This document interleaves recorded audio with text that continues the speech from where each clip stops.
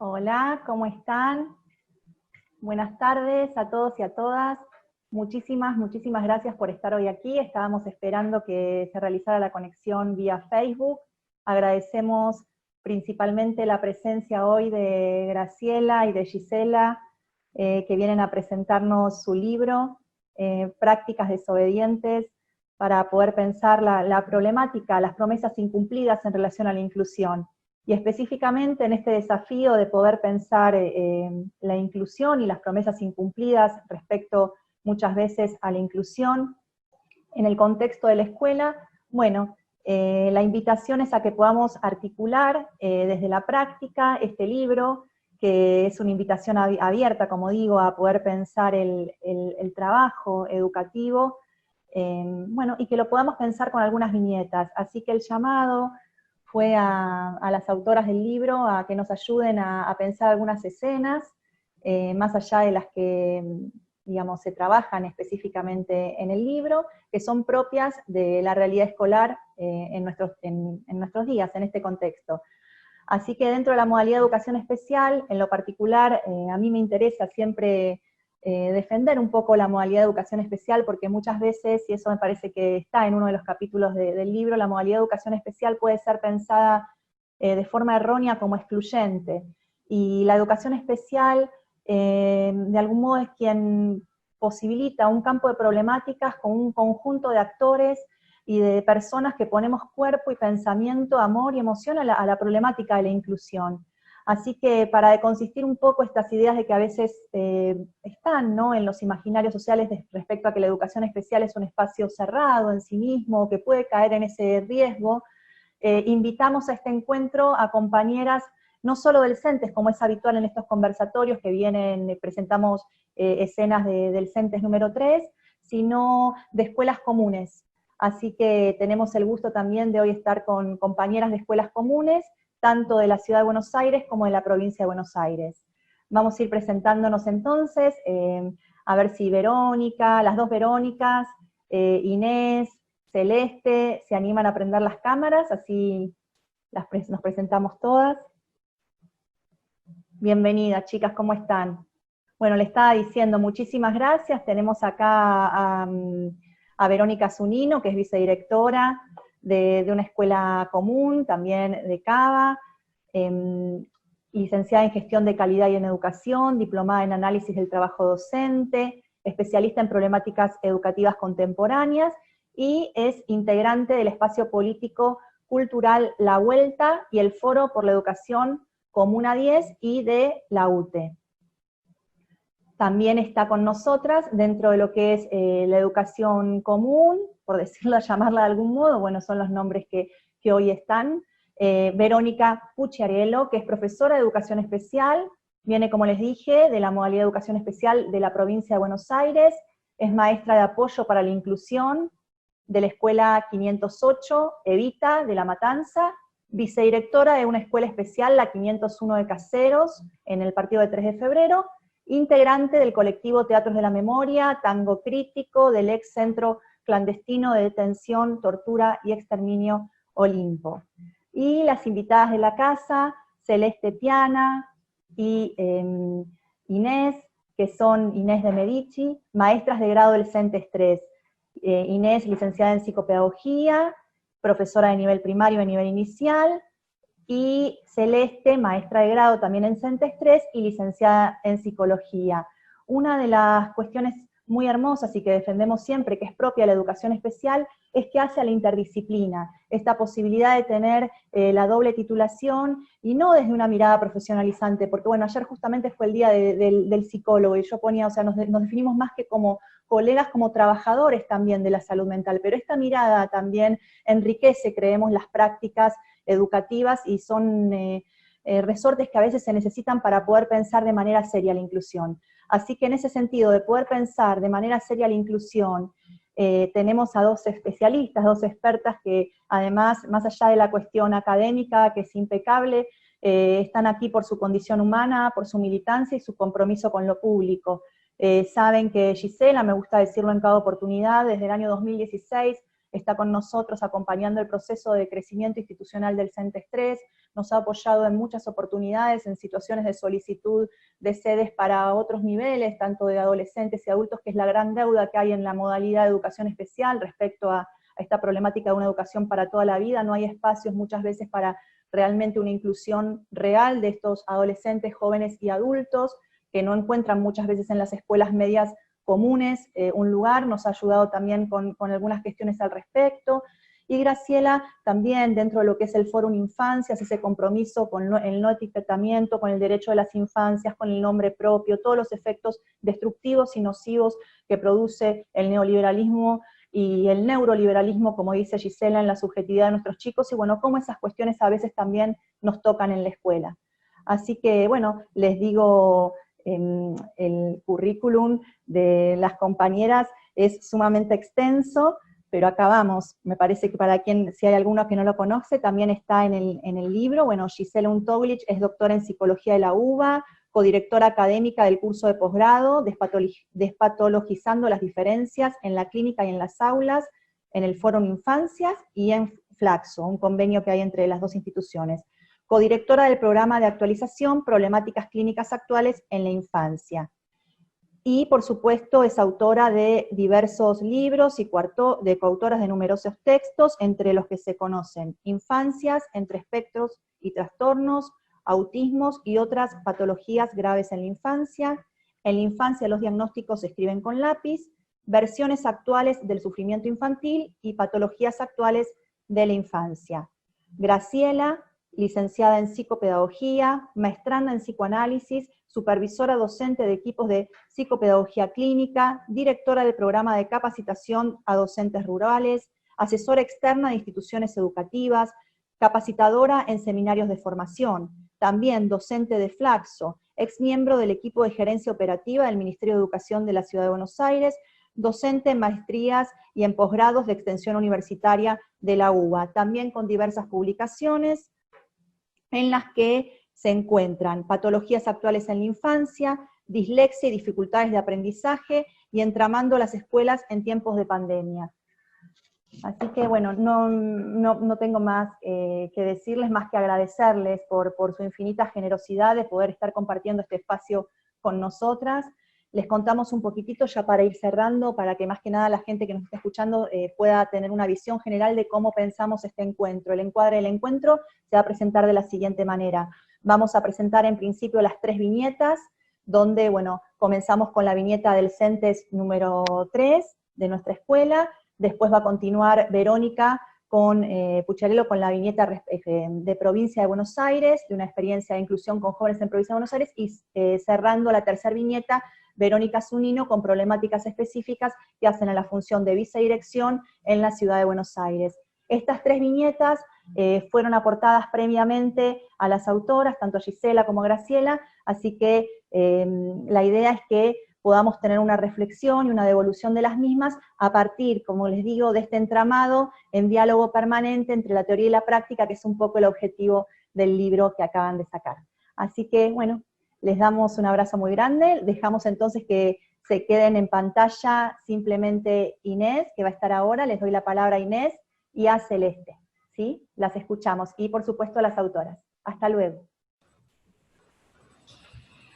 Bueno, buenas tardes. Comenzamos a leer nuestra viñeta.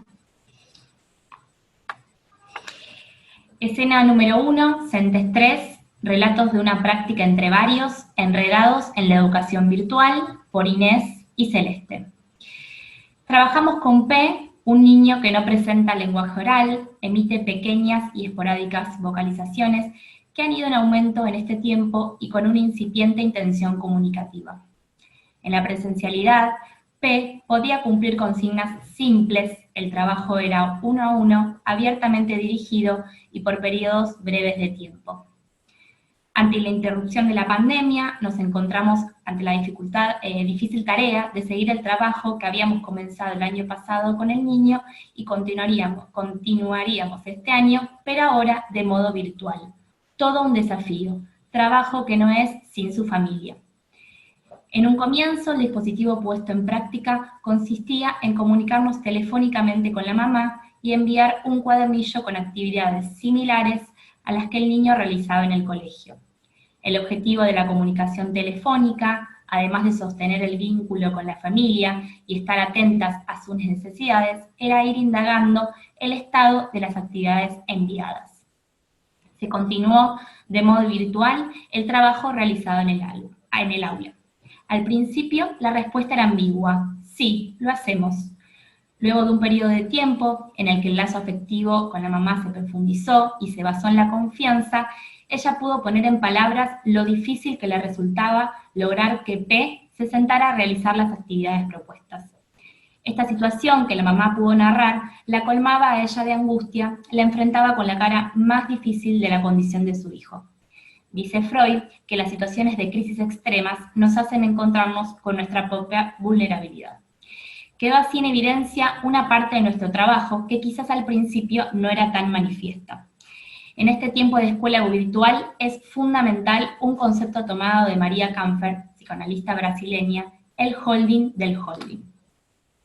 Concepto maravilloso para este tiempo que hace poco tomamos de una conversación de Gisela Untoilich. Como nosotras, como docentes y profesionales de la salud, sostenemos en ese hold al holding, que es la mamá, para que ella pueda hacer holding con su hijo.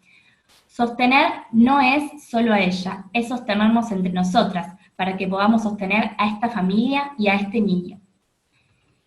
En este momento crucial, comenzamos a estar menos preocupadas por los contenidos y más preocupadas por ser continentes. Y en este camino logramos vincularlos con la mamá y a través de ella con P. Revisamos, supervisamos nuestras intervenciones, nuestro venir entre el objeto de conocimiento y P, y por un tiempo dejamos de enviarle material gráfico. La comunicación era telefónica con la mamá.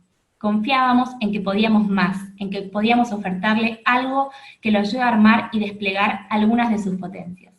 Y propusimos vernos a través de una pantalla, todo un desafío con un niño que aún no tenía lenguaje. Y fue así el primer encuentro, mágico. Un niño que sonrió al descubrir en la imagen de sus maestras que lo nombraban, que se movían y lo miraban, lo hablaban. Y cambiamos el dispositivo que se puso en acción. Pensamos intervenciones para que algo de lo que le proponemos de modo virtual le sea significativo. Intentamos armar un nuevo dispositivo con un niño que posee tiempos breves de atención y de intercambio genuino. Estos encuentros virtuales se han ido volviendo cada vez más ricos, aumentando en tiempo y en regularidad, llegando a tener 2 encuentros semanales con el niño. Entonces dimos un paso más y con prudencia le avisamos a la mamá que le enviaríamos un cuaderno con actividades para que P realice con nosotras en los encuentros. Y así fue el primer cuadernillo de esta nueva etapa.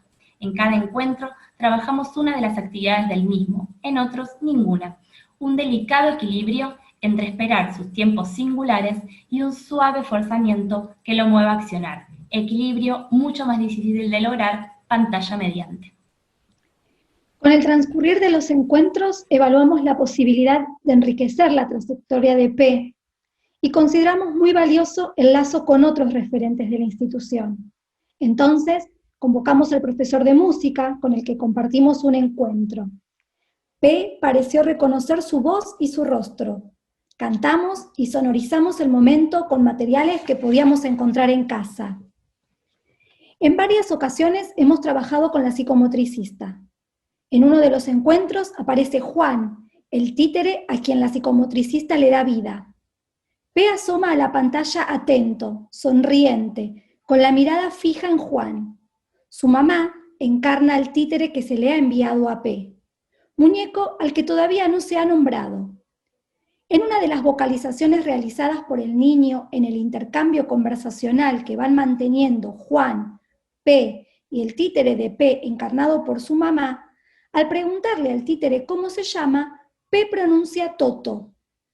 Esa vocalización, hasta aquí un sonido sin aparente sentido, es tomado por la profesional, otorgándole un significado y bautizando en ese momento al títere como Toto. Como el abuelo, agrega la mamá. A partir de este momento, la conversación será entre Juan, Toto y P. Al despedirse, Juan intenta morder los dedos de las maestras, quienes se asustan y sobresaltan ante este accionar.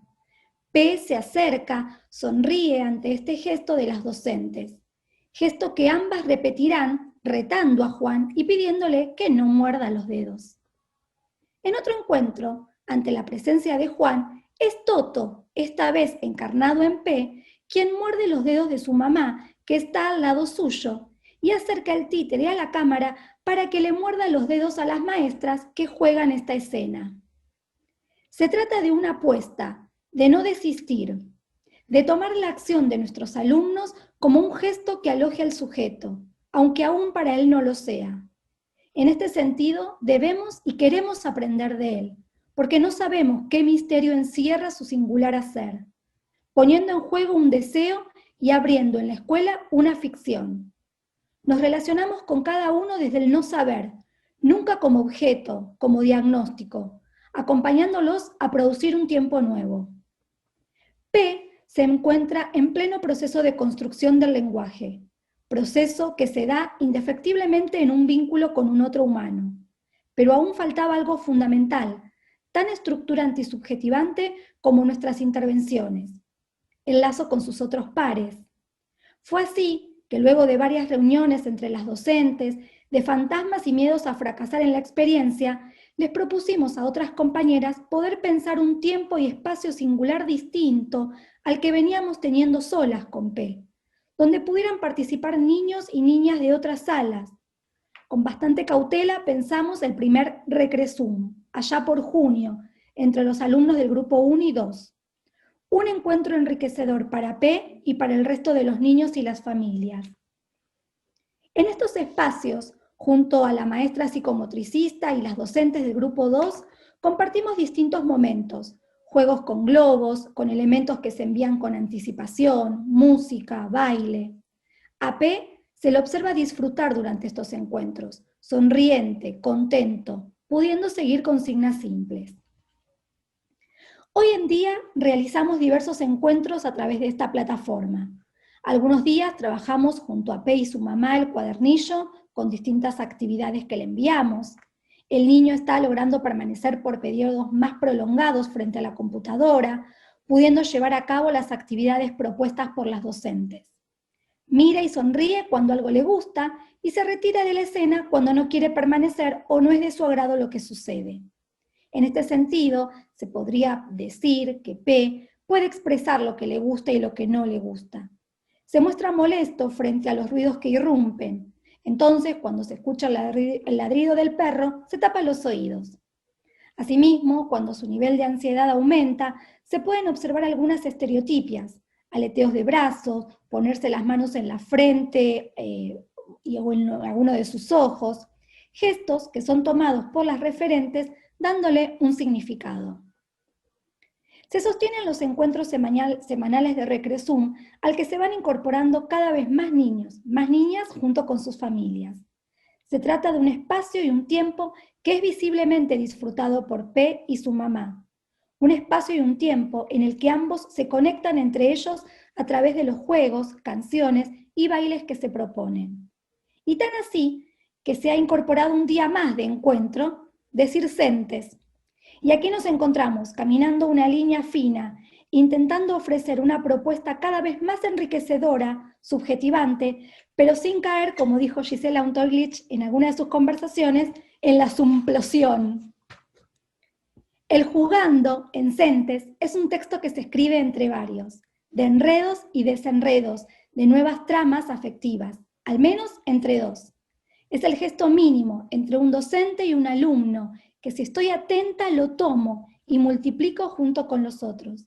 Que algo que yo proponga al niño se transforme jugando depende de nuestra espera activa.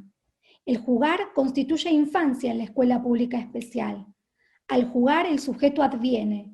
Es una fuerza productiva instituyente que produce subjetividades, donde todos, estudiantes, docentes y familias, se transforman en las redes de la trama institucional.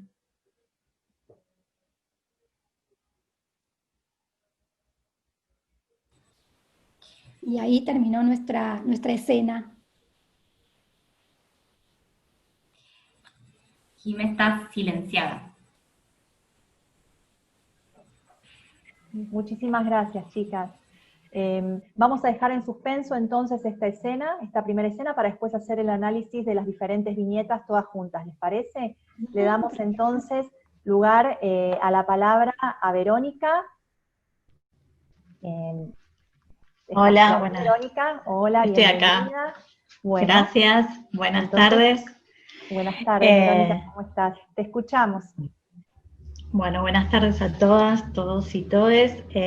Mi relato de prácticas desobedientes es para pensar las adolescencias contemporáneas y el derecho a la memoria y a la identidad institucional. Soy la cara visible atrás de estas experiencias que voy a compartir. Hay un equipo de trabajo que fuertemente estamos trabajando para generar estas experiencias, y que está enmarcada en el Centro de Formación Integral de la Escuela 508 de Ciudad Evita, La Matanza, un espacio de jóvenes y adolescentes con discapacidad.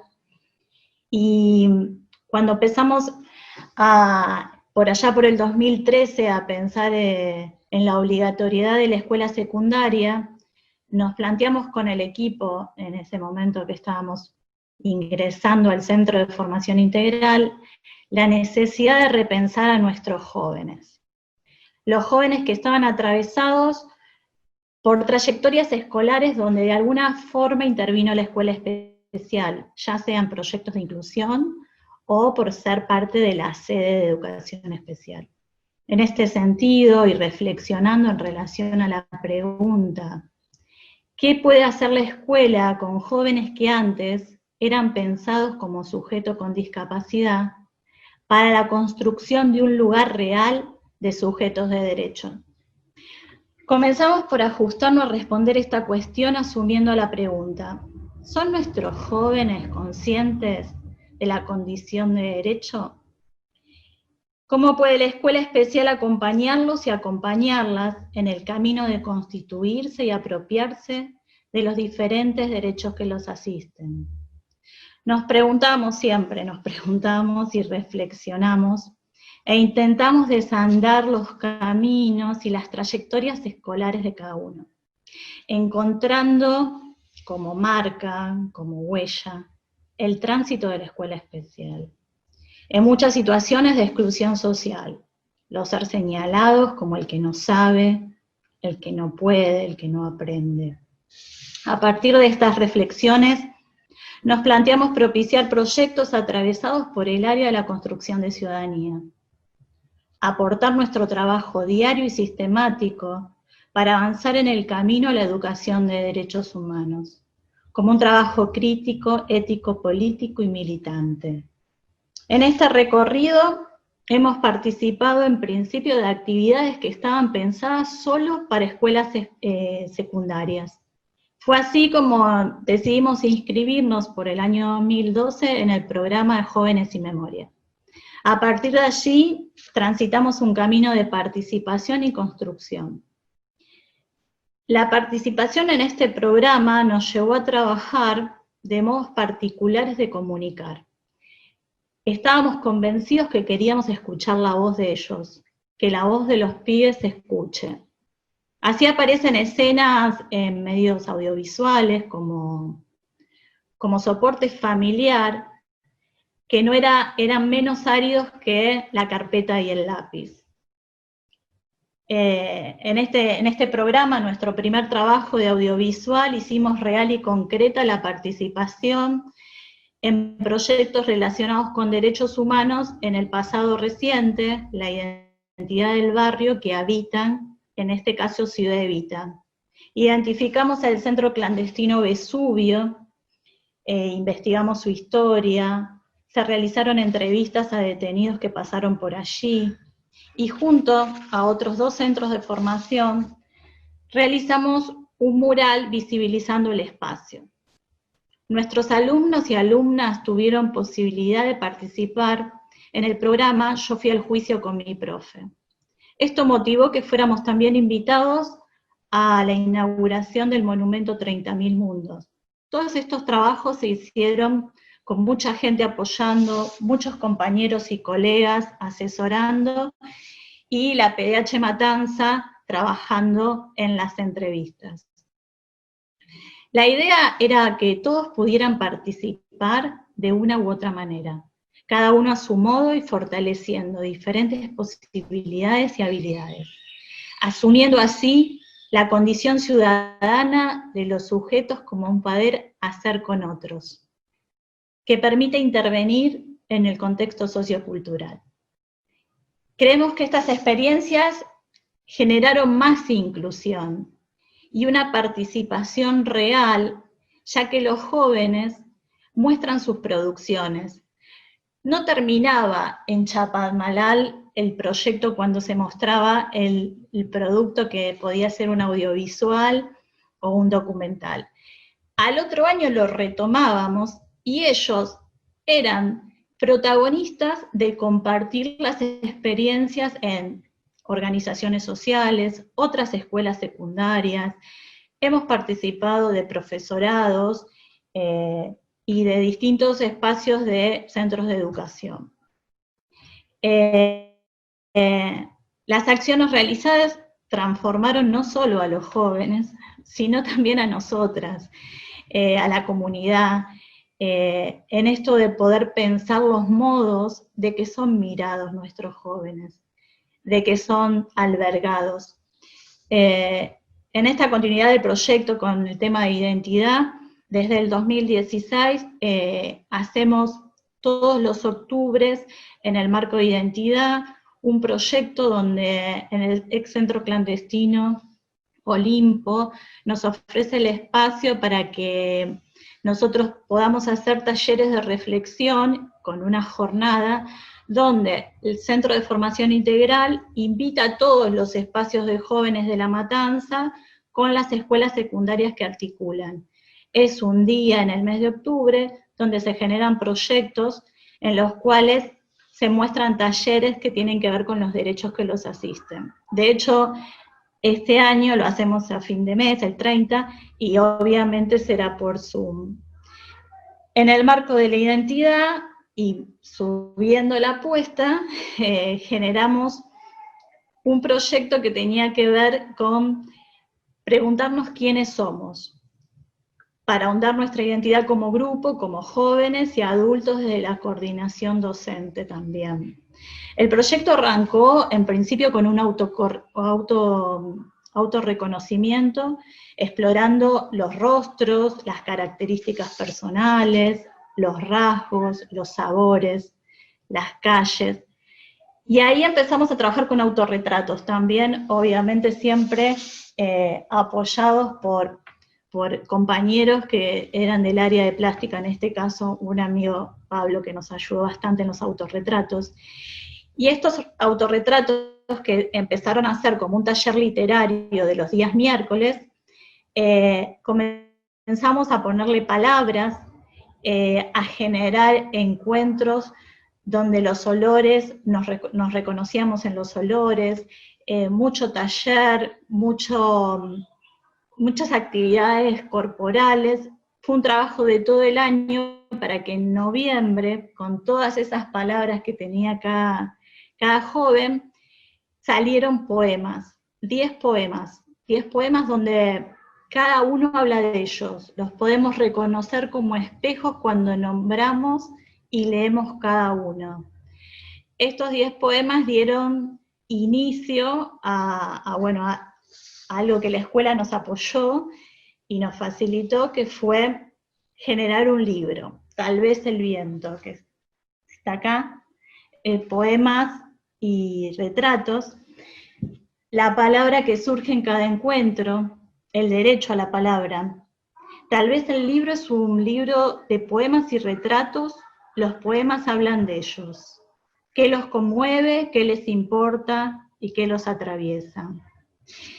Finalmente, en relación a la identidad como derecho, surgió la idea, más allá de este libro, de que este libro sea un aporte generoso y amoroso para el trabajo incansable que vienen realizando las abuelas de Plaza de Mayo.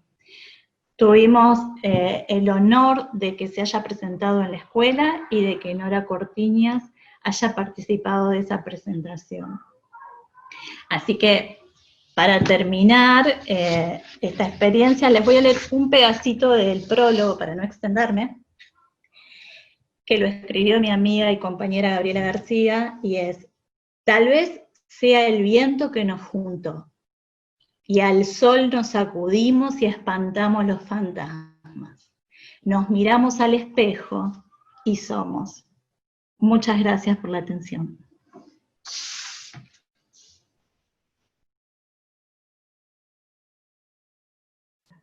Te queremos, Vero, hermoso.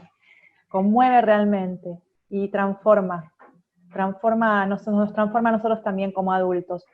Y en esto de dar garantía al derecho social a la educación, muchas veces ocurren situaciones así bellísimas y otras veces los equipos de conducción tienen que transgredir de algún modo hacer ciertas prácticas desobedientes para garantizar cosas que quizás tendrían que ser básicas y no siempre es así. Así que vamos a escuchar a nuestra compañera Verónica Zunino, vicedirectora en Escuela Común, para que nos cuente acerca de, bueno, cómo es en una escuela común de la Ciudad de Buenos Aires garantizar el derecho a la alimentación de nuestros niños.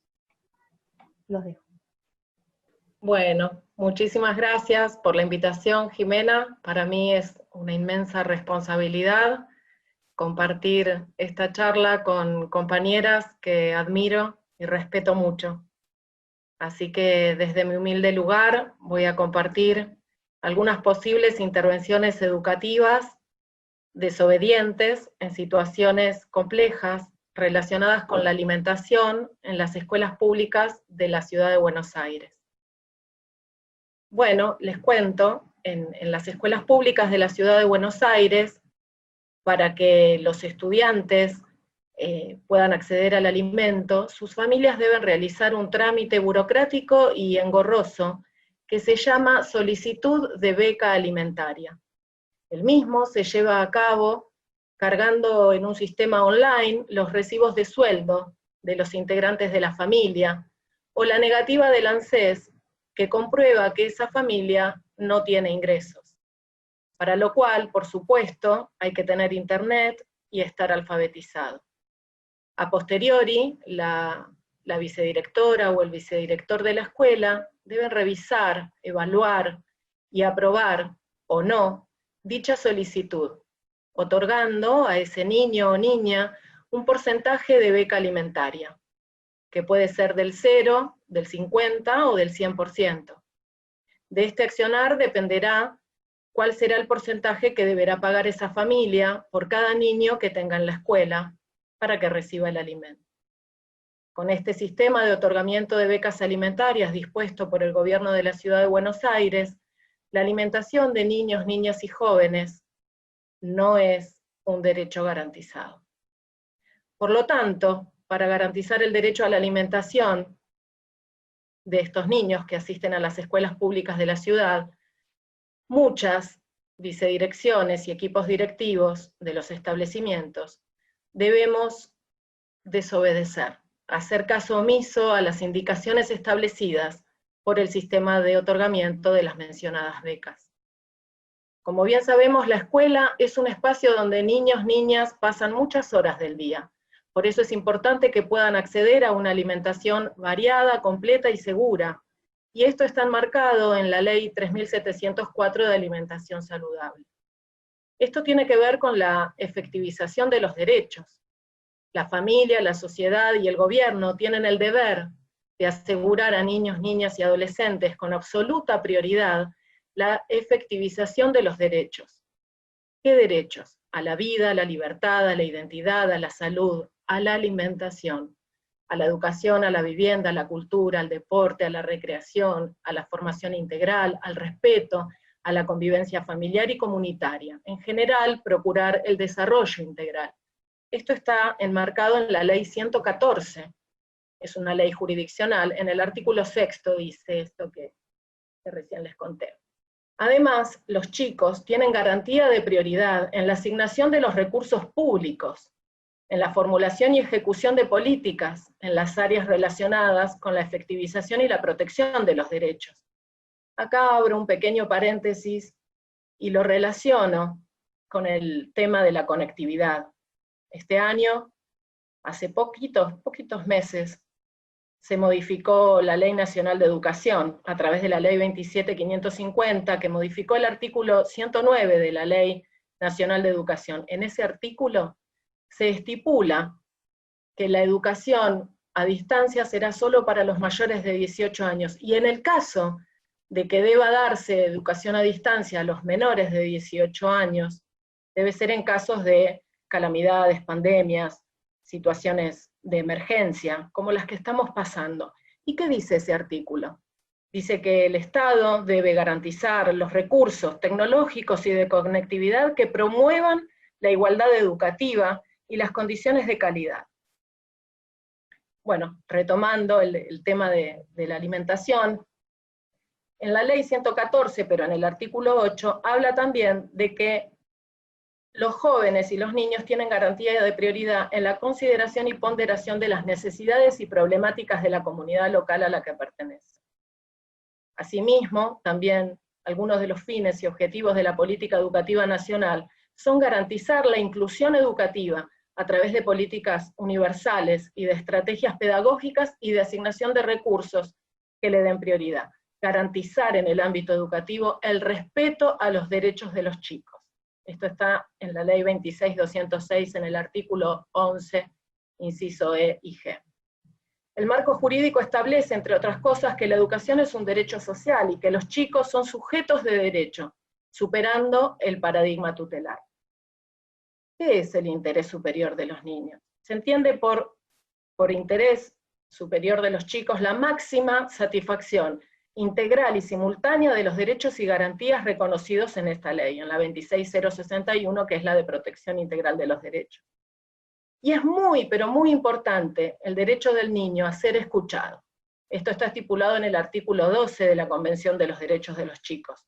Y los chicos en la escuela dicen que tienen hambre. Es la perspectiva que se conoce como doctrina de protección integral de la infancia, y que como rasgo fundamental fortalece la visión de niños, niñas y adolescentes como sujetos de derecho. Esto nos obliga a los adultos no solo a satisfacer las necesidades en forma urgente, sino a intervenir siempre que los derechos estén siendo vulnerados. En este marco, las instituciones del Estado, la comunidad y en general la sociedad civil deben y tienen la responsabilidad de garantizar los derechos de la infancia. Por ello, afirmamos que los derechos de los chicos implican obligaciones de las personas adultas. Esto tiene que ver con concebir la intervención pedagógica de forma intencional y sistemática de los educadores como generadora de vínculos democráticos entre las distintas generaciones para garantizar los derechos. La vida cotidiana de las escuelas está inserta en una trama conformada por variables sociales, políticas, culturales, económicas y geográficas. Debido a esto, estas orientaciones que compartimos siempre habrá que interpretarlas dentro de un contexto. Y deberán implicar la participación de diversos actores en un marco de responsabilidades compartidas, que permitan construir estrategias institucionales que den respuesta a la problemática a abordar. La escuela, gracias a los maestros y a los directivos, es un lugar de privilegio para la defensa de los derechos de los niños, niñas y adolescentes. La escuela es uno de los pocos lugares donde los niños y adolescentes son los únicos privilegiados. Y nosotros tenemos el privilegio de que nuestro trabajo forme parte de esa defensa. Por eso es una invitación esta charla a que sigamos transformando realidades. Por eso decimos que, como prácticas desobedientes en la escuela, es algo colectivo, que lo hacemos entre todos, y que nos invita a resistir. Y les voy a compartir algo que humildemente escribí hace poco, y dice así: resistimos el cierre de cientos de grados, resistimos la reducción de comida en los comedores escolares, resistimos el achique del Plan Sarmiento que entregaba computadoras a estudiantes y docentes, resistimos el cambio contra el estatuto docente, resistimos el cierre de los 29 profesorados docentes, Resistimos los edificios escolares sin calefacción y techos caídos. Resistimos la creación de los CPI, Centros de Primera Infancia, que no son escuelas. Resistimos la falta de personal docente. Resistimos la falta de personal auxiliar de portería. Resistimos que no nos aumenten el salario. Resistimos el cierre de las escuelas nocturnas. Resistimos la injusticia de los fallos judiciales, por falta de vacantes, por falta de alimentos, por falta de computadoras y conectividad. Resistimos la falta de recursos de todo tipo, sobre todo las escuelas que no cuentan con participación de las cooperadoras. Resistimos los bolsones de alimentos escasos durante la pandemia, en lugar de una tarjeta alimentaria. Resistimos la falta de elementos de higiene suficientes. Resistimos la falta de cuadernillos pedagógicos durante los 2 primeros meses de cuarentena y luego que nos manden la cantidad insuficiente. Y ahora resistimos el regreso presencial peligroso a las escuelas en el momento de más cantidad de personas contagiadas e internadas por COVID-19 en la ciudad de Buenos Aires. Sabemos resistir, sabemos insistir y sabemos defender. No siempre hemos ganado los reclamos, pero cuando los hemos ganado, ganaron nuestros estudiantes. Y siempre, siempre, siempre hemos defendido a nuestros niños y jóvenes de cualquiera que atente contra ellos. Siempre, siempre, siempre hemos defendido con dignidad a nuestra escuela pública y a todos los que estudian y trabajan en ella. Por eso le pedimos a la señora ministra de Educación de la ciudad que no sea porfiada, que dialogue de verdad con todos los participantes del sistema educativo para incluir de verdad. Y ella va a ver cuánto sabemos. Muchas gracias. Muchas gracias, Verónica. Bueno, Gisela, Graciela, ustedes nos pidieron historias de prácticas desobedientes, y acá estamos. Así que todo esto, les tiramos la pelota a ustedes, y bueno, ojalá que también podamos tener un hermoso encuentro, que podamos pensar juntos a ver cómo hacemos en estas encrucijadas que a veces se presentan en las instituciones educativas, y que la verdad que muchas veces los más perjudicados terminan siendo nuestros niños, ¿no? Las escuchamos entonces. Bueno, primero que nada quiero agradecer la invitación, quiero agradecer todo el compromiso, y le decía hace un ratito a Graciela que la verdad es que me conmueve ver todo lo que este libro está produciendo.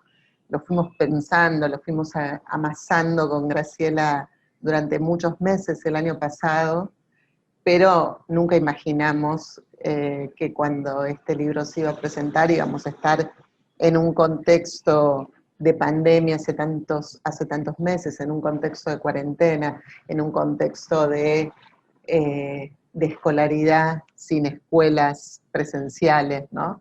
Digo, y todo esto viene siendo un cambio muy fuerte y nos hace todo el tiempo estar preguntándonos y pensando. Y la verdad es que las tres viñetas que presentaron son sumamente ricas para detenerse, a profundizar, a repensarlas. Nos dividimos con Graciela el material. Yo voy a tomar en principio la del CENTES 3, y pensaba, y tomé algunas palabras, ¿no?, de algunos conceptos que las chicas propusieron, y voy a decir algo porque fue interesante. Hubo un fallido entre lo que escribieron y lo que leyeron, porque en el escrito decía ante la irrupción de la pandemia, y las chicas leyeron ante la interrupción, ¿no?, de la pandemia. Y la verdad es que la pandemia irrumpió, la pandemia en parte interrumpió eso que veníamos haciendo y pensando, y transformó. Cuando pudimos como reubicarnos, nos transformó. Y creo que una de las preguntas que aparece en este trabajo y en lo que yo vengo escuchando de distintas supervisiones a instituciones educativas, es esta cuestión de, como cambio fundamental, es cómo las familias quedaron incluidas, ¿no? En el trabajo y en el sostén de los niños, las niñas y los procesos de aprendizaje, ¿no? Algunas escuelas pudieron tomar esto y ponerse a trabajar y tomar esto como una oportunidad de trabajo con las familias, y algunas familias los obviaron. Celeste e Inés nos cuentan en este trabajo cómo la mamá en este caso quedó incluida en ese trabajo y quedó comprometida, ¿no? Y marcan algo que me parece fundamental, que es el lazo, ¿sí? Sin lazo afectivo no hay aprendizaje posible. Y la otra gran cuestión que marcan es la confianza. Es decir, sin lazo afectivo y sin confianza, el proceso de aprendizaje no se produce. Y en esta situación necesitamos el lazo afectivo y la confianza del estudiante, de la estudiante y también de su familia. En realidad la necesitamos siempre, solo que ahora se pone fundamentalmente en evidencia esto. La otra cuestión que puso en evidencia la pandemia, la cuarentena, es la vulnerabilidad. La de los chicos, la de sus familias y la nuestra también. La vulnerabilidad, la precariedad, ¿sí? Y cómo en esa vulnerabilidad y en esa precariedad los docentes se ponen al hombro la situación, se arremangan e inventan. E inventan para sostener a los que sostienen. Me pareció maravilloso cuando Inés y Celeste plantearon menos contenidos y más continentes, ¿sí? Y no porque el contenido no sea importante en la escuela, y yo, digamos, coincido en que el contenido es importante, pero me parece que en este momento y en esta situación, ser continente está por encima, por detrás, por delante, y contiene a los contenidos, ¿sí? Sin la posibilidad de ser continentes, no hay contenidos que puedan darse. No había nunca, pero mucho menos lo hay ahora. Y cuando eso es posible, las chicas planteaban, se produce un encuentro mágico. Y es cierto, yo creo en esa magia. Como decía Peter Pan, creo en las hadas. Y creo en esa posibilidad de encuentro y cómo ese encuentro despliega la potencia de los docentes y despliega la potencia de los estudiantes. Y que ahí en ese trabajo siempre se arma un equilibrio, pero ese equilibrio es transitorio. En realidad antes pensábamos que esos equilibrios transitorios quizás eran para las familias más vulnerables. Y esta pandemia lo que nos pone en evidencia es que los equilibrios transitorios son para todos y están siempre, ¿sí? Siempre estamos en esa cuestión entre el tiempo singular, el suave forzamiento y la espera activa, como decían las chicas, ¿no? Una espera que acompaña, una espera que le da tiempo al sujeto y lo respeta, pero que a su vez propone activamente. En una apuesta, como dice Carlos Clear, que toma en cuenta el gesto mínimo para reinventar al sujeto.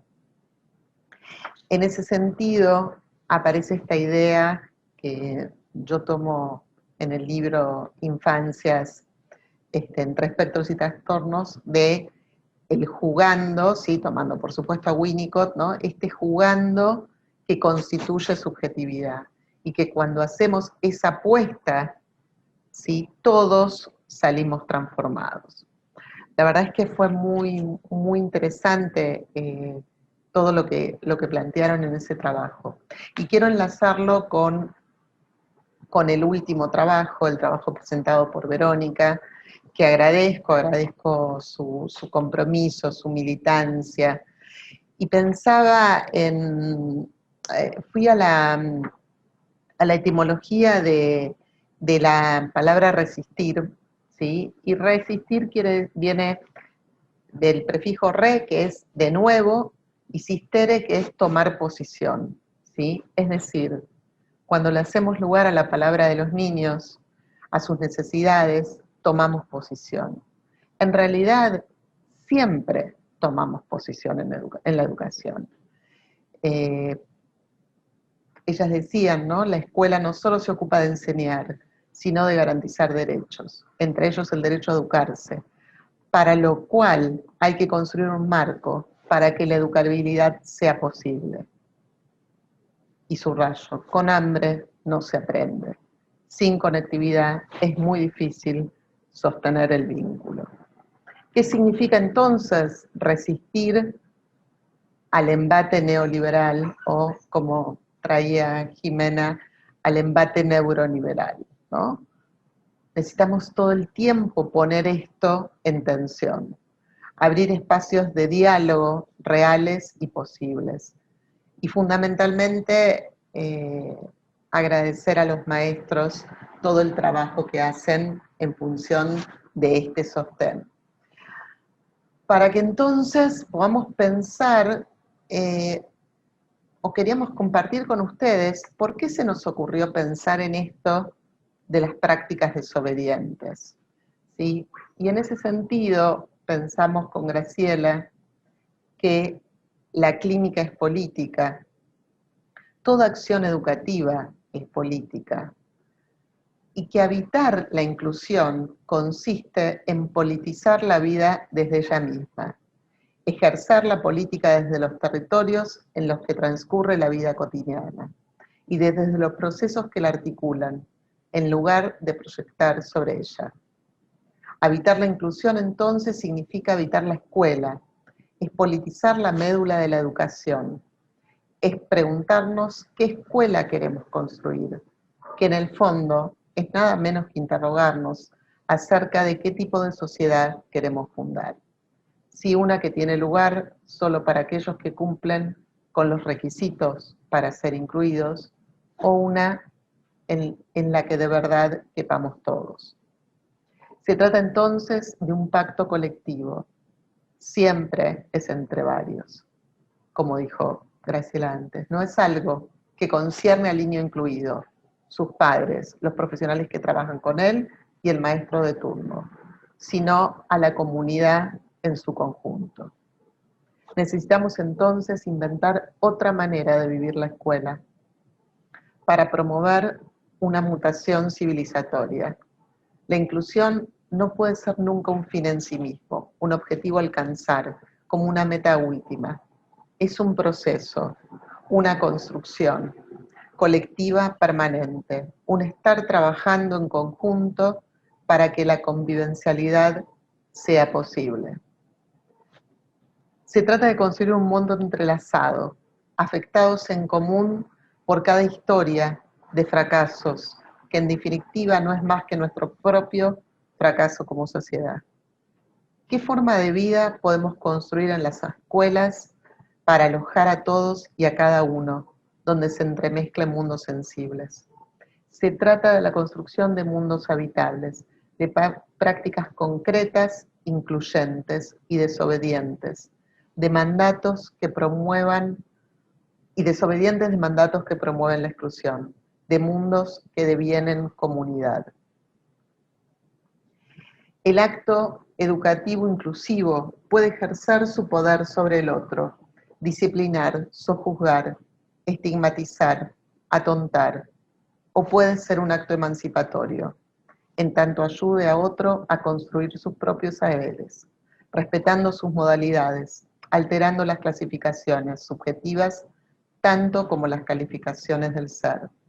Así se podrá proponer como un acto político, de resistencia desobediente, un camino que se construye en el acto de transitarlo, entre conversaciones que se van produciendo. Profesionales que juegan y se juegan, porque a su vez están sostenidos por otros que también se juegan en esa apuesta. No se trata de un aventurero solitario, sino de una red sostenedora de otredades. La escuela puede ser así una oportunidad para construir otros destinos posibles, como nos propone Karina Kaplan. Es necesario trajar tramas de confianza. Sin confianza no hay pacto, no hay entrega posible. Los múltiples procesos de enseñanzas-aprendizajes no se instalan, porque para aprender fundamentalmente tengo que confiar en la guía del otro, en su sostén. Retejer la trama en un trabajo plural, cuidadoso y atento de la otredad, dejando preguntas entreabiertas, aceptar la interpelación del otro y apostar a la construcción colectiva entre disciplinas. Armar un nosotros, inventando formas desobedientes que expandan nuestra potencia a existir. Y para cerrar quiero retomar algo del último trabajo y agradecer a maestros y a directivos, ya que faltan recursos materiales en el distrito, como planteaban recién las chicas, y este es en el distrito más rico del país, pero sí quiero subrayar que sobra el compromiso de los docentes. Y quiero cerrar con un poema que toma Denis Nachmanovich en su capítulo que dice: no puedes incluirme en tu discurso, no puedes agregarme a tu espacio, no puedes añadirme a tu movimiento, no puedes meterme en tu saco, ni en ningún otro. No puedes cederme algo del espacio en tu espacio. Al incluirme me marcas, como me marcas el modelo, me marcas la forma, me marcas el tempo. Cuentas conmigo, sí, pero al incluirme el canon lo impones tú. A mí no me incluyas, no me des voz, no me cedas espacio y no me pases el micro. Puedes contar conmigo, desde el respeto a lo que soy, reconociéndome como un igual, sin imponer, sin marcar, sin juzgar. Mírame, escúchame, pregúntame, reconóceme como soy, compartamos en igualdad. Es de Changuerra, del 2019. Bueno, le paso la palabra a Graciela, muchas gracias. No tenés micrófono, Gra. Buenas tardes, gracias Gise, a todos y a todas.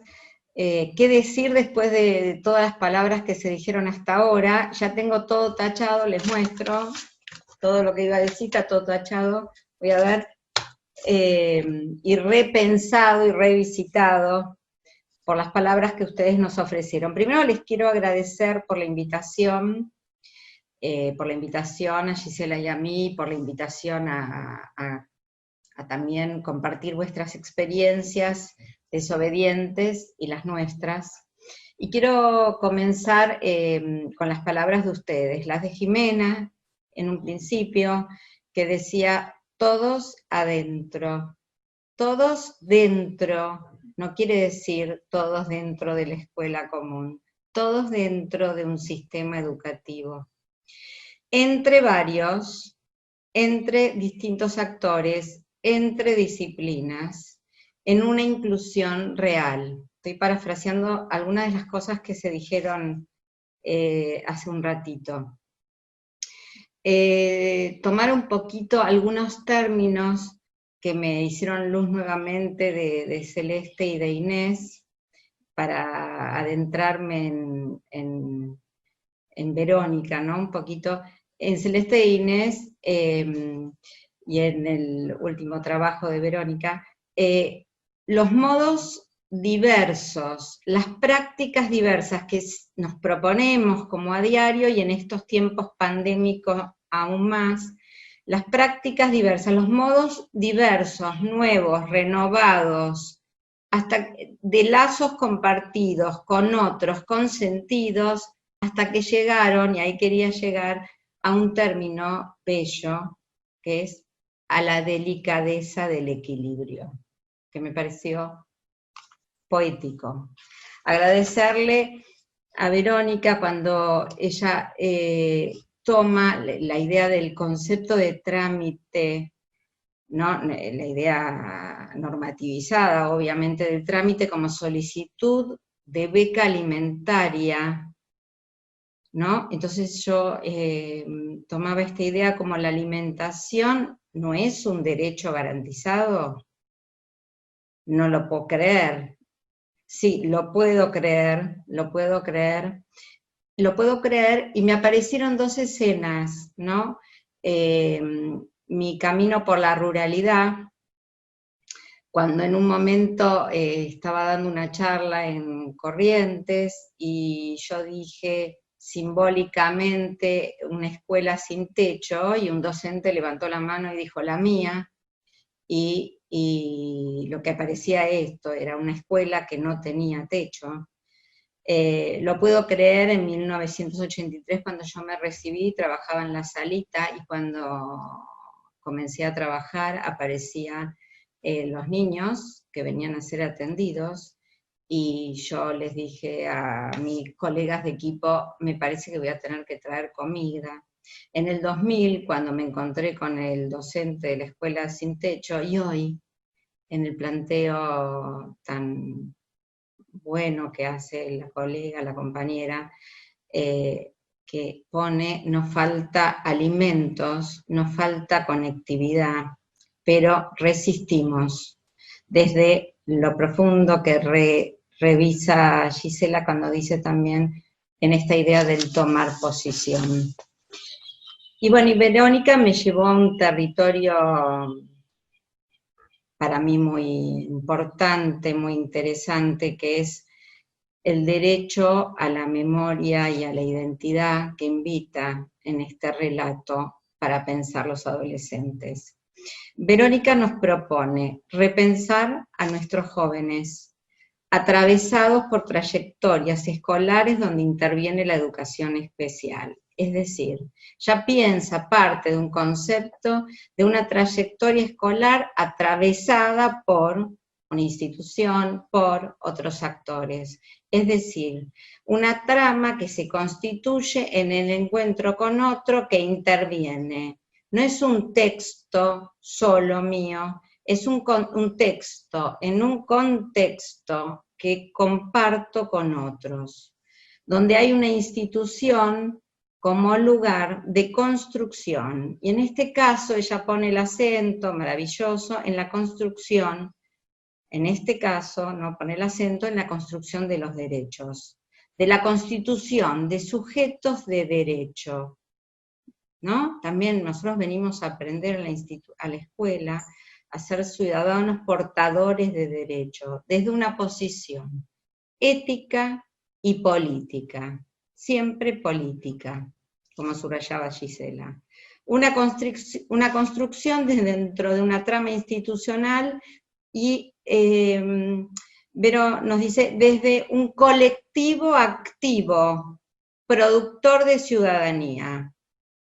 Un colectivo activo, común, en tanto colectivo, que nos une desde lo diverso. Y el final va a ser esto, ¿no? Una búsqueda de la propia identidad de cada uno.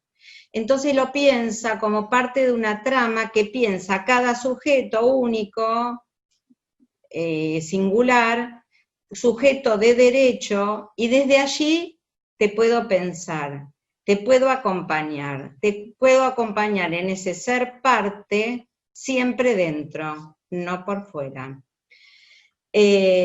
Acompañados por otros actores institucionales, docentes, profesionales de la educación, que dicen, a mí esto me concierne, tu trayectoria me concierne, soy parte de esa trayectoria, no estás solo, yo estoy, o sola, yo estoy involucrado con vos en ese recorrido. Es un recorrido que nunca es en soledad, nunca es del niño solo, es del otro que hace parte, está con él como parte de este recorrido. Un acompañar, nos trae Verónica, en la constitución del otro, desde sus derechos y desde su camino. Propias, colectivas, entretejidas, no dejando que se instale el resto, el aquí no, el nadie, o la exclusión, como ella escribe, el no podrás acá. Con miras, plantea Verónica, a un porvenir, como sujeto portador, divino, de palabra de voz y de escucha, plantea. Y yo me acordaba de un pedagogo italiano que se llama Malaguzzi, que dice, los niños, los jóvenes, los adolescentes y las niñas llegan a la escuela portando 1000 lenguajes. Al decir de Malaguzzi, los niños llegan con estos 1000 lenguajes posibles y nosotros somos como acompañantes o decodificadoras de esto que nos vienen a decir. Palabras que quedan entramadas, volviendo a Verónica, en sentidos propios e históricos, porque son sujetos de historia, de derecho, de ciudadanía y de historia el que trae Verónica, los liga con la historia nuestra, los hace formar partes. Y dice, los deja ligados, en tanto ligados los aloja en una trama histórica, tomando un sentido ligados con palabras, y dice, las palabras que parten desde lo que son, desde lo que soy, desde lo que somos. Palabras como derecho y el derecho a la palabra. Y así produjeron poesía.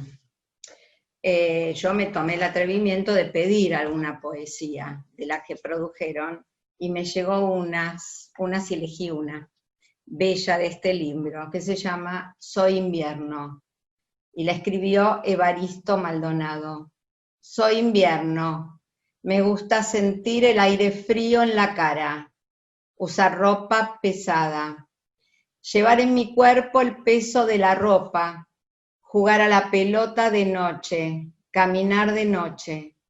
A mis abuelos les gusta el verano y a mi mamá. Yo soy como mi papá, que le gusta el invierno. Llevo la cruz que mi abuelo me dio y me recuerda que él es mi hogar. Cuando nosotros Gracias, Verónica. Cuando nosotros nos pusimos a escribir este libro, apareció una frase que a mí me parece muy bella, que es una pregunta que se hace Mériès, que dice, ¿qué mundo le vamos a dejar a nuestros hijos? ¿Qué hijos vamos a dejarle a nuestro mundo? ¿Sí? Este libro fue escrito prepandemia, como dice Gisela, ¿sí? Pero bueno, lo entrelazamos en este tiempo. Nos preguntamos, ¿cómo usamos la palabra inclusión? La inclusión, a veces, la usamos como una adjetivación. ¿Esta escuela es inclusiva? ¿Podría no serlo? Nos preguntamos. ¿Podríamos pensar en una escuela que no es inclusiva? ¿Podríamos pensar las prácticas como están a formas de repetición permanente? ¿O tendríamos que pensar las prácticas como nos plantean nuestras colegas, como prácticas que necesitan ser repensadas y vueltas a pensar a los fines de producir un encuentro? Un campo que necesita ser revisitado, es lo que nos propusimos pensar en este libro. Es preciso entender la educación inclusiva propiciando la posibilidad de conceptualizar nuevas prácticas, nuevos saberes, nuevas intervenciones en una época prepandémica, pandémica, pospandémica. Producir arreglos, desajustes, ajustes, modificaciones, alteración de las prácticas, intervenciones diversas, desobediencias, naturalezas nuevas de pensar la inclusión educativa. Gonzalo Ocampo plantea, son las clásicas garantías intelectuales que ubican el estudio de la inclusión en términos adaptativos, acomodacionistas o simplemente desde una mirada de absorción de grupos minoritarios. Jamás la podríamos pensar, dice, como un sistema agregativo. Su conexión se establece mediante la alteración de la gramática escolar, social, política y económica. Sigo. yo. Se trata de una invitación a interpelar entonces las estructuras rígidas que se repiten permanentemente, revisar saberes, cuestionar prácticas, volver a pensar los sentidos, las intervenciones posibilitadoras, generar espacios móviles, activos, invitadores a que se produzca praxis, no prácticas que se vuelven a producir de la misma manera, a la manera que nos decía Silvia Bleichmar, praxis como una manera novedosa, creativa, invitadora a lo nuevo. Acá lo hacemos así, escenas que se repiten constantemente, en lugar de producir rupturas a lo que ya sabemos que no funciona. Somos responsables, decimos en este libro, y lo tomamos muy en serio con Gisela. Somos responsables frente a los otros. Necesitamos cambiar, producir otras formas. Somos responsables frente a los recién llegados, a los del porvenir. Somos responsables, los convocamos y les prometimos lugar, palabra, como dice Verónica, historia, herencia cultural. Somos responsables para no producir los que algunos definen como calidad societaria, que toda sociedad tiene un resto. Nosotros sostenemos otra cosa, sostenemos, como dijo Jimena al principio, a todos en las escuelas. Somos responsables desde un lugar de producir espacios de un habitar, una invitación a habitar los espacios institucionales. ¿De qué manera? No sé, diversa, novedosa. Habitar como manera de decir esto me pertenece, es mío, soy parte. Desde un lugar, desde una invitación a habitar la escuela como un territorio. Y una salvedad, en estos tiempos de pandemia, el territorio escolar produjo una nueva manera de habitar, ¿no? En esta viñeta, en este relato del principio, se veía bien, ¿no? Como el nuevo territorio escolar. Y trabajamos un poquito la idea de esta desterritorialización en este tiempo y una nueva territorialización momentánea en tiempos de pandemia. Habitar un territorio es poder viajarlo, reconocerlo, producir algo que se pueda en ese espacio. Es convivirlo y compartirlo, y entenderlo y comprenderlo, desaprenderlo y aprenderlo, detenerse y volver a encontrarlo. Nos invitaron a producir una experiencia, los invitamos a producir una experiencia. Nosotras nos proponemos una experiencia que con las contradicciones que tenga, sea una experiencia que produzca un acontecimiento. Entendiendo que en el acontecimiento y en la ética nos vamos a detener. La ética como un acontecimiento, como la respuesta a la demanda del otro en una situación como la que plantearon ustedes, inaudita, insoportable. La ética es ante todo y sobre todo una respuesta. Se da antes y después del encuentro con el otro. De un encuentro único, singular, en el que puedo llegar a existir, en el que se va a dar esta relación de existencia mutua. Cada posibilidad de ese encuentro va a ser una llamada, una respuesta ética, que lo seguirá siendo, y ahí, en la desobediencia, aunque rompa con marcos legales o morales previamente instituidos. Así la ética es una fisura, un quiebre, una herida a lo legislado, dentro de los marcos legales, jurídicos, morales. La respuesta ética tiene algo de gesto de resistencia. La ética se basa en el principio del semejante, implica la presencia del otro y qué responsabilidad asumo yo frente al otro. Se da lo que Melich planteaba, se constituirá entonces entre nosotros como un acontecimiento ético, ¿no? La escuela, planteaba Melich. Nosotros nos planteamos en este libro, como ustedes en sus prácticas, producir desobediencias. Desobediencias que se animen a desencuadrar, a salir de lo esperado, de lo establecido, que posibiliten nuevos mundos para niños, que les prometimos que íbamos a estar ahí. Me voy a apurar un poquito porque se nos hizo tarde. Una escuela que sea para todos, no para algunos, porque la escuela y la pandemia lo puso en evidencia despiadadamente. Todavía es para algunos. Nosotros respondemos con ustedes, la escuela es para todos. Será un arrebato pensarlo, casi una, no sé, un acto de soberbia parece, pero la escuela es para todos. Para ir terminando, les diría,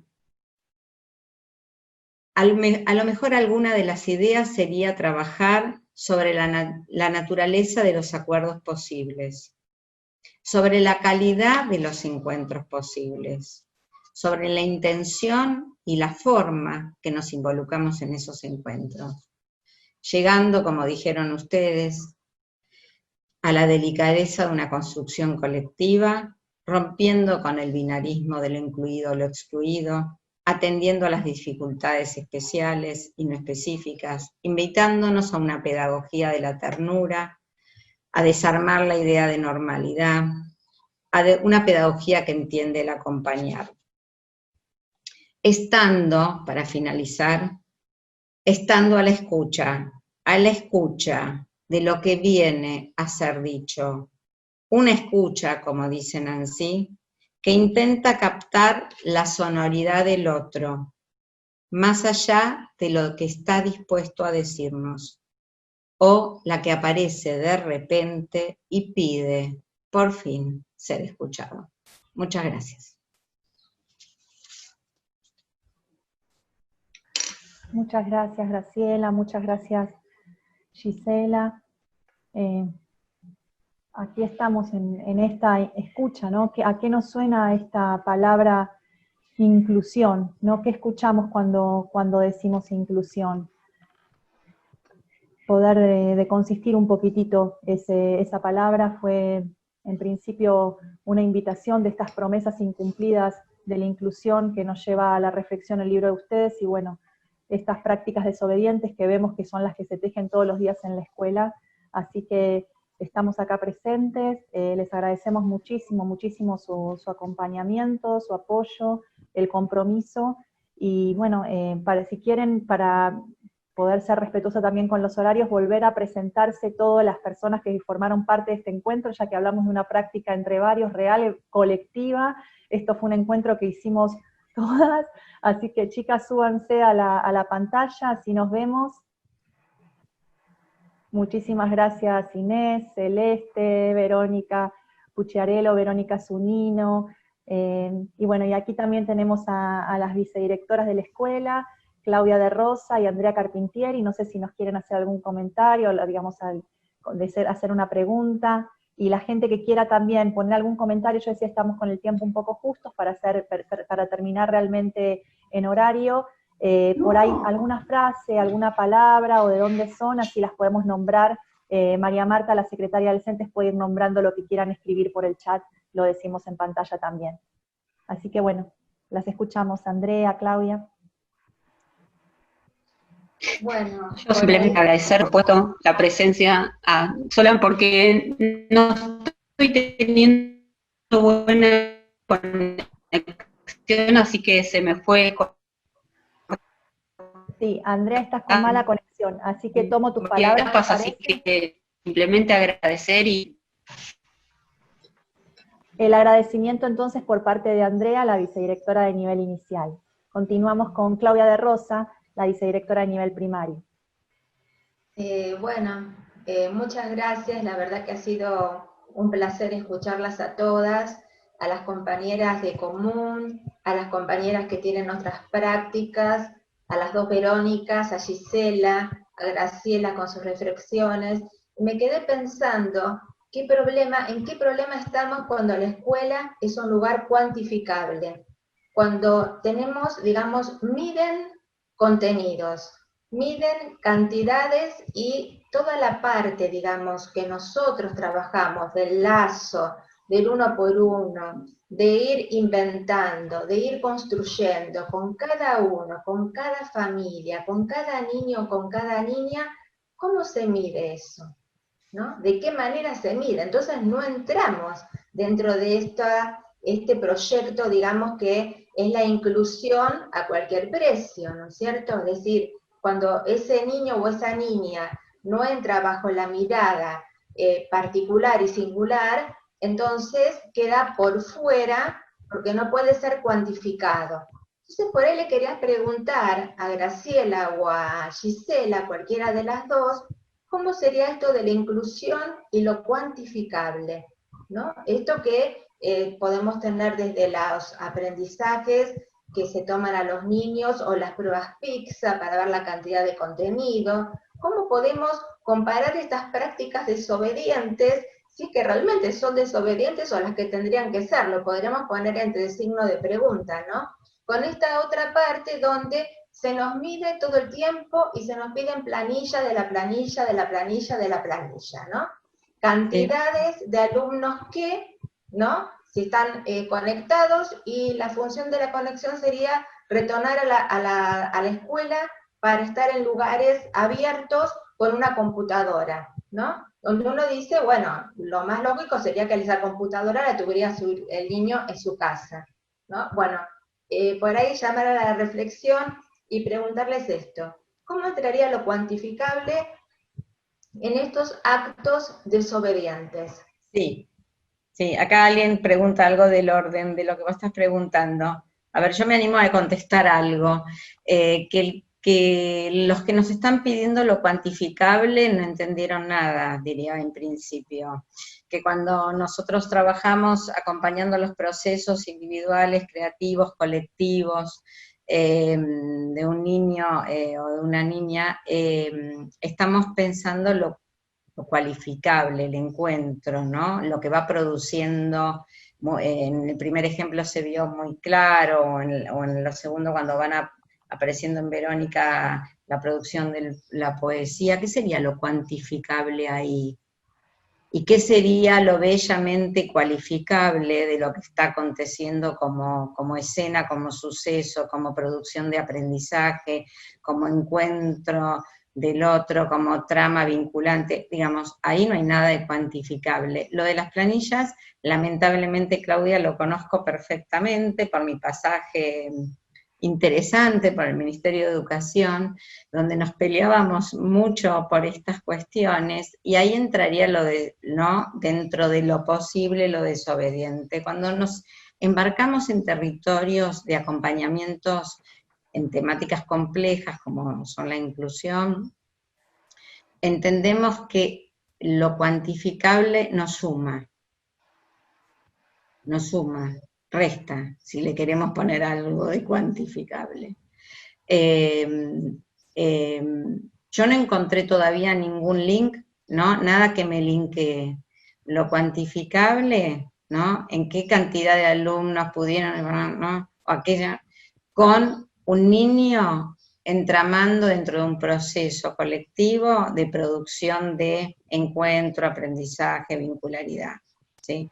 Entonces, a mí me parece que esa es la invitación dentro de lo posible, y lo estoy diciendo en un estamento público, dentro de lo posible a la desobediencia. ¿Qué podemos hacer dentro de los márgenes posibles, ¿no?, de estas prácticas que piden que nos animemos, ¿no? Yo en mi planteo intenté ser elocuente, desde donde entiendo las legalidades, la ética, ¿no? También desde un lugar donde nos piden que produzcamos otra cosa, porque si nos vamos a producir un alineamiento riguroso a las obediencias, me parece que no vamos a estar produciendo todo lo bello y creativo que ustedes están haciendo. Sí, te agradezco un montón y me quedo con esta palabra de Gisela y también tuya. Vos hablaste de habitar la escuela y Gisela habló que la escuela es un lugar de privilegio. Me quiero quedar con esto porque verdaderamente ser docente y habitar la escuela es un lugar de privilegio. Entonces vivan las prácticas desobedientes, podríamos decir. Sí, yo quería retomar algunas cuestiones en relación a tu pregunta y a un comentario que estaba en el chat, ¿no?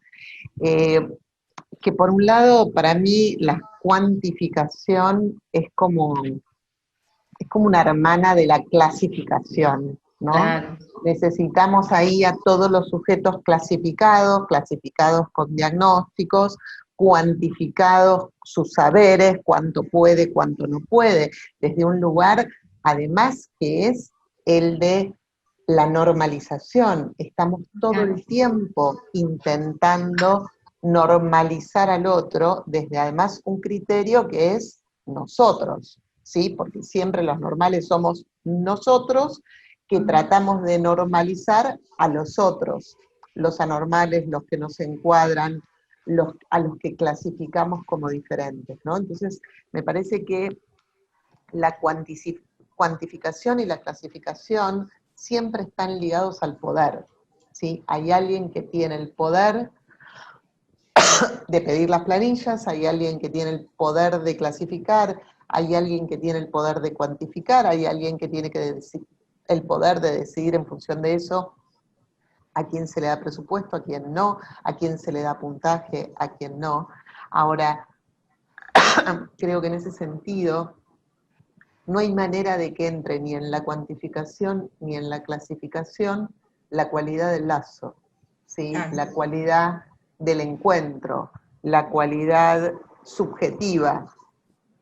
Y en ese sentido alguien preguntaba por qué prácticas desobedientes y no prácticas creativas. En realidad las prácticas desobedientes son creativas. Y la desobediencia está más ligada a esta idea, algo que mencionó Graciela medio rapidito, en esto de, bueno, muchas veces cuando nosotros caminamos las escuelas nos encontramos con que dicen, bueno, pero acá siempre fue así, ¿sí? Entonces, ¿por qué lo vamos a cambiar? Lo otro que también aparece mucho como cuestionamiento es, nosotros no podemos bajar la calidad educativa, ¿sí? Como si tener a un niño o una niña que no acompaña exactamente los tiempos comunes, bajara la calidad educativa. Y ahí a mí esto me produce una inmensa furia, ¿no? Porque tiene que ver con, ¿qué es calidad educativa? No, si la calidad educativa no es calidad humana, si la calidad educativa no es la calidad del encuentro, si no es la calidad del alojamiento, entonces no es, digamos. Sobre esas cuestiones, entre otras, es donde invitamos a producir desobediencia, ¿sí? Y a pensarlo de otros modos, a pensarlo desde los márgenes, como están muchos de nuestros niños y niñas, ¿sí? En los márgenes, y desde esos márgenes, como dice PENAC, repescarlos. Pero ese trabajo lo tenemos que hacer nosotros, ¿sí? No lo pueden hacer ellos, no lo pueden hacer las familias. Sí, gracias. Quiero hacer una viñeta chiquitita, me hiciste acordar de mis últimos pasajes por el ministerio, que había una planilla, y entonces una vez me llamó un equipo de orientación y Benigra me dijo, vamos a llenar la planilla con vos. Bueno, dale, a mí no me gusta llenar ninguna planilla, nunca. Fui desobediente toda la vida. Y entonces la planilla decía, tiene problemas de aprendizaje, pero no tiene problemas de vulnerabilidad familiar, pero no tiene problemas emocionales. No. Tiene problemas emocionales, pero no tiene... Era el imposible freudiano, ¿no es cierto? Era imposible. Entonces me encantó porque el equipo me decía, no puedo desarmarlo, ¿sí? Desagregarlo, ¿sí? Tengo un pibe que está pudiendo con esto, con estos aprendizajes, ¿no? Entonces, la idea no es que llenen o no planillas, porque esto a veces lo tenemos que hacer, pero sino a pensar la desobediencia, como decía Gise, de la mano de ¿qué haría yo con? Como lo pensaron ustedes en los trabajos. ¿Qué haría yo con este pibe, con este grupo, en esta escena? ¿sí? ¿Cómo es construir escuela con ellos? ¿Sí? ¿Cómo es desarmar la escena para que aparezca algo novedoso que nos interrumpa y lo interrumpa él y entonces empecemos de nuevo? Y sí, a lo mejor el que preguntó por qué desobediencia también se le puede ocurrir otra forma de conceptualizar esto, ¿no? Porque esto está abierto, ¿no? Es más, con Gisela nos proponemos que esto esté abierto, que se sumen a las prácticas desobedientes todos y todas, y que inventemos y que creamos nuevas prácticas de esta idea, pero... Un libro es desobediente, porque a mí lo que me invita es como desnaturaliza los conceptos, digamos, los que están legitimados socialmente, ya, digamos, pone en discusión las mismas palabras, los mismos discursos, qué es inclusión, qué es calidad, no, en este caso de Claudia, no es que nos quedamos con el chiquitaje de la planilla, pero sino qué se trama en esos discursos, entonces, bueno... muchísimas gracias, pero nos ponen a pensar y a forzar, porque parece uno se llena la boca hablando de ciertas cuestiones, bueno, poder pensar qué estamos entendiendo de todo eso. Me parece que el gran desafío de la escuela, si logra la escuela desnaturalizar aquellos discursos que son hegemónicos, eso es enseñar a pensar, es construir ciudadanía, es poder pensar críticamente lo que hay detrás de tantas prácticas, que si las repetimos de modo robótico, por ahí en nombre de la inclusión cometemos la peor de las exclusiones y el mayor de los sufrimientos del niño. Saber en cada situación cómo estamos trabajando, cómo ese campo se mueve, no sé, muchas gracias porque su libro en ese sentido es totalmente desobediente, es transgresor, desde el mismo nombre, y más que está tan en boga la palabra inclusión, bueno, ponerla a repensar, a ver qué entendemos todos lo mismo cuando estamos hablando de inclusión, bueno. Muchísimas gracias. Ahí está María Marta, si querés leer alguna cuestión para poder ir cerrando. Sí, en realidad por el chat. Quería decir que algo bueno de lo cuantitativo, hoy fuimos récord, participó un montón de gente. Perdón, pero lo tenía que decir porque para nosotras es un orgullo, así que fuimos muchos los desobedientes.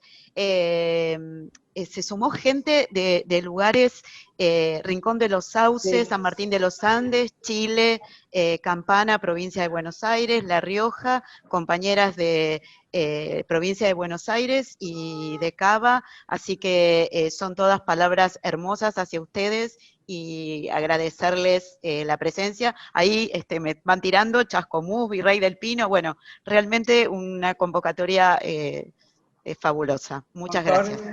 Una cosa importante que les queremos contar, que con Graciela hicimos en Facebook un grupo que está abierto, que se llama Las promesas incumplidas de la inclusión, prácticas desobedientes, y la idea es que ahí todos los que quieran puedan incluir prácticas desobedientes, contar experiencias, cuestiones, situaciones, para ir pensándolas y entramándolas. Después vemos qué hacemos, qué desobediencias nuevas se nos ocurren. Gracias por la invitación. Muchísimas gracias, compañeras. Bueno, y un aplauso y cerramos entonces este encuentro. Gracias a todas. Gracias. Nos vemos la próxima. Seguimos. Un abrazo. Muchas gracias a todas. Gracias. Pero el libro, Verónica. Sí, ahora te contacto. Yo también quiero uno, no me dejen afuera. Sí, yo también lo quiero. Yo también. Escúchame, ¿no se puede subir el libro en PDF? No. Si quieren no ahí Sí, nosotros no lo tenemos todavía digitalizado, pero obviamente se puede. Así que será prontamente. Gracias. Dale. Gracias a todas. Gracias. Gracias.